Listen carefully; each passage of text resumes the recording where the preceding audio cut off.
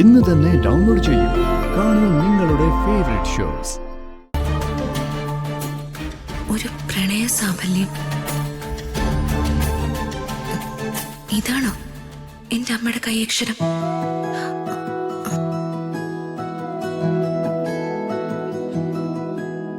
ഒരു മയക്കവും ക്ഷീണവും മറ്റും തോന്നിയപ്പോ ഞാനും ഏട്ടനും കൂടി ഹോസ്പിറ്റലിൽ പോയി പരിശോധന നടത്തി. അതെ, ഞങ്ങൾക്കൊരു കുഞ്ഞ് ജനിക്കാൻ പോകുന്നു.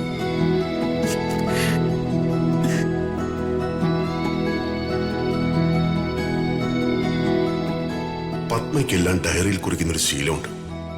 ഇന്ന് ആദ്യമായി എനിക്ക് പത്മയുടെ ഡയറിയിൽ എഴുതാൻ തോന്നി. ഞങ്ങൾക്ക് ജനിക്കാൻ പോകുന്ന മകളെക്കുറിച്ച്. എന്നെക്കുറിച്ച് എന്റെ അച്ഛൻ എഴുതുന്നു. ജനിക്കാൻ പോകുന്ന കുഞ്ഞ് ആണാണോ പെണ്ണാണോ എന്നറിയാതെ അച്ഛൻ എന്താ എഴുതാൻ പോകുന്നത്? വായിക്കാം.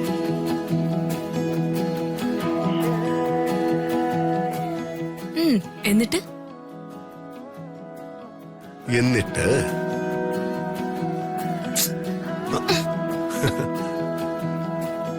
എന്താ എഴുതിയിരിക്കുന്നത്?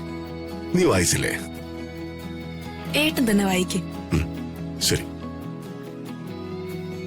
മനോഹരമായ നമ്മുടെ പ്രണയത്തിന്റെ സാക്ഷാത്കാരമായി മനോഹരിയായ ഒരു കുഞ്ഞു വേണം. അയ്യടാ, അതെന്താ ഒരു ഹയ്യടാ? എന്റെ ആവശ്യം ന്യായമല്ലേ? ആവശ്യം ന്യായം തന്നെയാ. പക്ഷെ നമുക്ക് ജനിക്കാൻ പോകുന്നത് പെൺകുട്ടിയാണെന്ന് ആര് പറഞ്ഞു? എന്റെ ദൈവം എന്നോട് വന്ന് പറഞ്ഞു, പ്രതാപ, നിനക്കൊരു പെൺകുട്ടിയെ ഞാൻ തരാൻ പോകുന്നു, നിന്റെ ഇഷ്ടം നടക്കട്ടെ എന്ന്. അത് കൊള്ളാലോ. അപ്പോ ഞാൻ ദൈവത്തിന്റെ മുമ്പിൽ ചില ഡിമാൻഡുകളൊക്കെ വെച്ചു. എന്ത് ഡിമാൻഡുകള്?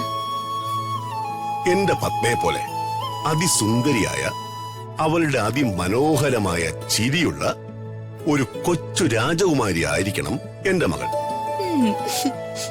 അവൾ ഒരു ചെമ്പകപ്പൂ പോലെ ഇരിക്കണം. അവൾക്ക് ഞാനിടാൻ മനസ്സിൽ കുറിച്ചു വച്ചിരിക്കുന്ന പേരെന്താണെന്ന് അറിയാമോ? ഞാൻ എങ്ങനെ അറിയാനാ? ഋതിക. ഋതിക? അവളെ ഞാൻ എന്റെ ജീവനെ പോലെ സ്നേഹിക്കും. അപ്പൊ ഞാൻ പ്രസവിക്കുന്ന മോളുടെ കാര്യത്തില് എനിക്കൊരു റോളും ഇല്ലേ? വേണ്ട, മോള് തൽക്കാലം ഈ അച്ഛൻ്റെത് മാത്രമായിരിക്കട്ടെ.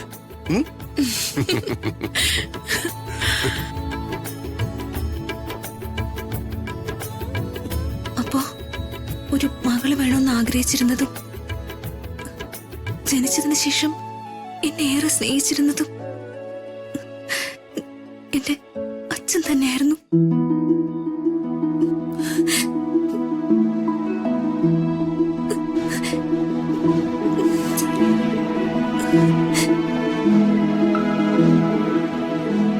എന്റെ അച്ഛൻ, എന്റെ പൊന്നാരച്ഛൻ.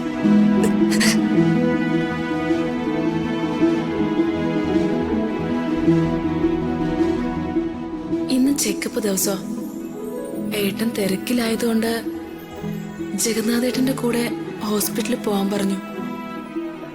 പ്രതാപേട്ടനില്ലാതെ ഞാൻ ചെക്കപ്പിന് പോകുന്നു. എന്റെ ആദ്യത്തെ ചെക്കപ്പ്.